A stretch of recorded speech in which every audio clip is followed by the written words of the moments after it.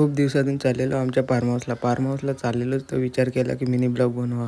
Mini blog बनवायला घेतलं तर सकाळी बघतो तर काय इकडचं वातावरण खूप छान दिसत होतं.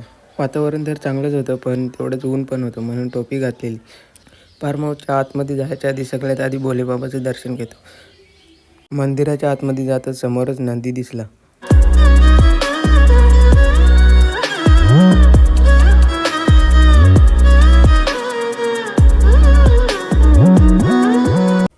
भोलेबाबाचं दर्शन तर घेऊन झाल्यानंतर चाललो परत आपल्या फार्म हाऊसमध्ये एंट्री करताच बघतो ते या काय बाबांनी दोन्ही दरवाजाला कुलूप लावले. मग विचार केला की तुम्हाला आमचा फार्म हाऊस दाखवा.